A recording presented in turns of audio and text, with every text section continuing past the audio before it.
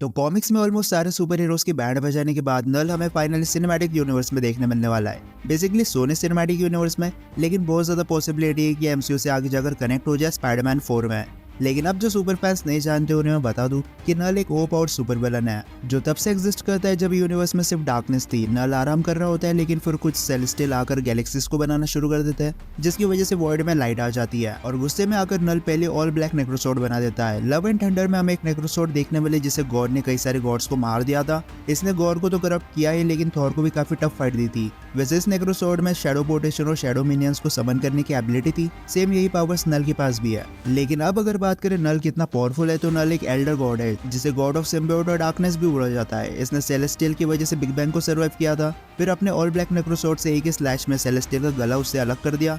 Silver surfer को beat किया जो कॉमिक्स में थॉर जितना है, कई मूवमेंट्स पर उससे ज्यादा पावरफुल देखने मिल जाता है। सेंट्री मार्वल की फिजिकली सबसे पावरफुल हीरोज में से एक है जो बेस फॉर्म में हल्क को भी सरपास कर देता है, बट नल ने उसे दो हिस्सों में चीर दिया और सेंट्री की डार्क पर्सनैलिटी वॉइड को एब्जॉर्ब भी कर लिया। फिर नल ने कई सारे सेलेस्टियल को अपने सिम्बियोट पावर से कंट्रोल कर लिया था और बाद में जाकर इन सेलेस्टियल ने एवेंजर्स पर अटैक भी कर दिया। इसने प्लेनेट को नेक्रोसॉर्ड से कवर कर दिया ताकि सरफेस तक सन की रेडिएशन टच ना हो। फिर इसने कुछ फैंटास्टिक फोर और एक्समैन मेंबर्स को अपना मिनियन भी बना दिया। स्ट्रोम जो एक्समैन टीम से बिलोंग करती है उसे तो नल ने हंसी मजाक में बीट कर दिया था। लेकिन अब क्वेश्चन आता है कि एवेंजर्स नल को बीट कर सकते हैं? इसी की बात आज हम करने वाले हैं। अब नल की पहली फाइट सेलेस्टियल के साथ हुई थी, इसलिए फाइट फेयर होनी चाहिए। इसलिए सबसे पहले आते हैं ब्लैक विडो और हॉकाई।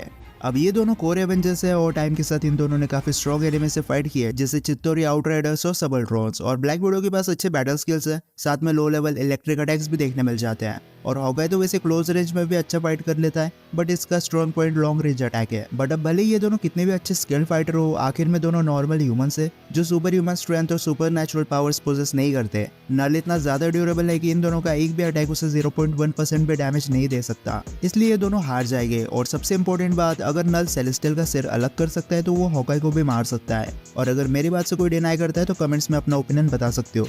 हल्क, अब सिनेमैटिक यूनिवर्स में हल्क काफी ज्यादा पावरफुल एनिमीज को कूट चुका है, जैसे एबोमिनेशन, गॉड ऑफ डिस्ट्रक्शन फेनरिस और गॉड ऑफ थंडर को भी। बट मैट टाइटन ने फिजिकल फाइट में हल्क को बीट कर दिया था। और अगर हम कॉमिक्स के अकॉर्डिंग देखें तो थैनोस और नल की physical strength almost same level पर है। कई बार तो नल फिजिकली थैनोस से ज्यादा स्ट्रॉन्ग देखने मिला, बट जब हल्क नल से फाइट करेगा तब उसके पास सिर्फ अपने फिजिकल स्ट्रेंथ का एडवांटेज है। बट नल के पास कई सारे डिफरेंट काइंड ऑफ अटैक देखने मिल जाते हैं जिससे वो हल्क को बीट कर सकता है, जैसे सिम्बियोट रिलीज करके हल्क का माइंड मैनिपुलेट कर सकता है। कॉमिक्स में नल द थिंग का माइंड कंट्रोल कर चुका है और हम सब जानते हैं कि हल्क और ब्रूस में कितनी ज्यादा मेंटल बैटल्स चलती रहती है, इसलिए हल्क टाइम रहते माइंड कंट्रोल अटैक को रेजिस्ट नहीं कर पाएगा और आखिर में नल के लिए काम करना शुरू कर देगा। और मान लेते नल की मेंटल पावर्स ने यहाँ पर काम नहीं किया, उसके बाद भी नल सेंट्री को चीर दिया था जो वर्ल्ड वॉर हल्क से बराबरी की फाइट कर रहा था। और अगर नल सेंट्री का ये हाल कर सकता है तो हल्क के भी दो हिस्से करके उसे मार गिरा सकता है। और ऐसे कई सारे तरीके हैं जिससे नल हल्क को हमेशा के लिए मार सकता है, लेकिन अभी के लिए तो हल्क कोई मैच नहीं है गॉड ऑफ सिम्बियोट्स के लिए।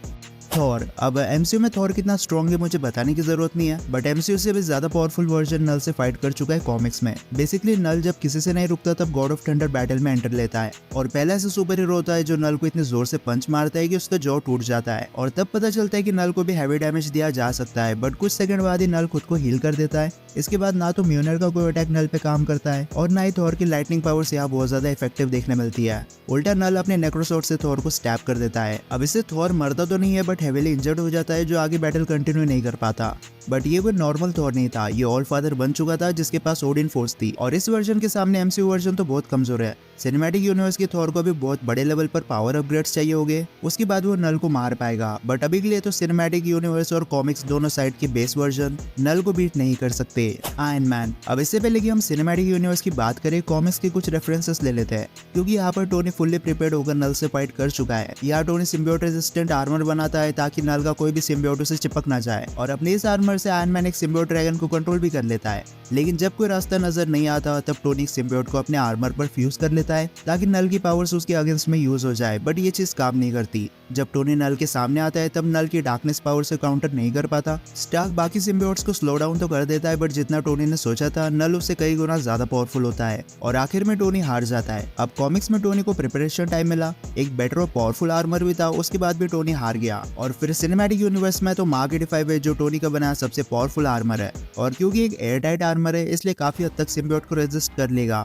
बट अगेन मार्क 85 के साथ भी टोनी नेक्रोसोर्ड से डील नहीं कर सकता। इसलिए अगर एमसीयू वर्जन को नल को बीट करना है तो एक ही रास्ता है, इन्फिनिटी स्टोन लो और सीधा इस गॉड को धूल बना दो। इसके अलावा आयरन मैन के पास कोई दूसरा ऑप्शन नहीं है, कैप्टन अमेरिका। अब जब कैप्टन अमेरिका थैनोस के सामने आया था तब हमें इन दोनों के बीच स्ट्रेंथ लेवल का बहुत बड़ा गैप देखने मिला था, लेकिन सेम सीन रिपीट होगा जब कैप नल से फाइट करेगा। नल की स्ट्रेंथ थॉर को भी सरपास करती है, तो कैप तो एक हैंड टू हैंड फाइट में नल को कभी बीट नहीं कर पाएगा। साथ में नल के पास अपना हीलिंग फैक्टर है, इसलिए कैप चाहे जितनी भी शील्ड नल के ऊपर फेंक के मारे उसे कुछ नहीं होने वाला।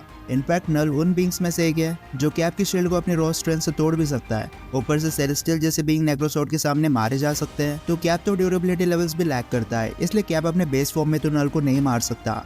बट अगर कैप के पास म्यूनर आ जाए तो उसे थॉर की लाइटनिंग पावर्स का एक्सेस मिल जाएगा। अब म्यूनर नल के ऊपर रख के काम नहीं चलेगा क्योंकि नल सीधा टेलीपोर्ट हो जाएगा, और साथ में नल अपने डार्कनेस से खुद को इतना ड्यूरेबल बना सकता है कि थॉर की लाइटनिंग का उस पर ज्यादा कोई फर्क नहीं पड़ता।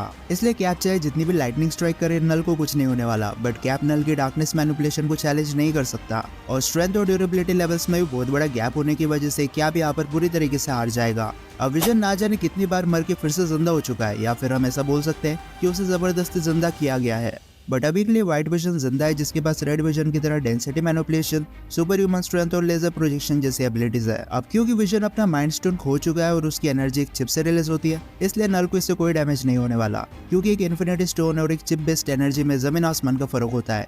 लेकिन विजन की फेसिंग यहाँ पर प्रॉब्लम बन जाएगी, क्योंकि जब तक ये चीजों में फेस करते रहेगा तब तक नल का कोई भी अटैक विजन पर काम नहीं करेगा। बट विजन की अटैक्स भी यहाँ पर फेल हो जाएगी, क्योंकि नल हर डैमेज से हील कर जाएगा। अब विजन तो नल का कुछ ज्यादा नहीं उगाड़ सकता, बट अगर नल को विजन को बीट करना है तो उसे बस विजन की वाइब्रेनियम बॉडी को थोड़ा सा कट करना है, जिसके बाद विजन अपनी डेंसिटी मैनिपुलेशन को खो देगा। अब फेजिंग की वजह से नल के लिए भी बहुत हार्ड काम हो जाएगा विजन को कट करना, बट नल अपने डार्कनेस पावर से एक ही बार में विजन पर हजारों अटैक कर सकता है, और एक भी अटैक विजन को लग गया तो वो काम से गया। इसलिए नल के लिए थोड़ा बहुत डिफिकल्ट हो जाएगा विजन को मारना, लेकिन आखिर में नल ही विनर बन जाएगा। Scarlet Witch. अब स्कारलेट विच ने इमोशंस में बहकर डार्क होल्ड पढ़ ली, और ये बंदी अब हद से ज्यादा पावरफुल बन चुकी है। इसने कामरताज के sorcerer, Black Bolt, Mister Fantastic, Captain Carter और कैप्टन मार्वल जैसे को बीट कर रखा है, और रियलिटी मैनिपुलेशन की वजह से इसे बीट करना ऑलमोस्ट इम्पॉसिबल हो चुका है। अब स्कारलेट विच एनर्जी प्रोजेक्शन के साथ एनर्जी शील्ड बना सकती है, फिर इससे टेलीकिनेसिस और टेलीपैथी भी आती है। ये अपने सोल को बॉडी से अलग कर चुकी है। फिर एमसीयू की सबसे पावरफुल मैजिक यूजर में से एक है जो कियोस मैजिक यूज करती है, और इसकी रियलिटी मैनिपुलेशन एबिलिटी को तो हम सब ने देख रखा है। अब नल के पास भले डार्कनेस को मैनिपुलेट करने की एबिलिटी है, बट रियलिटी वार्पिंग एबिलिटीज कई ज्यादा सुपीरियर है डार्कनेस से। नल एक लिमिट तक कियोस मैजिक के टेलीकिनेसिस और टेलीपैथिक अटैक से काउंटर कर लेगा,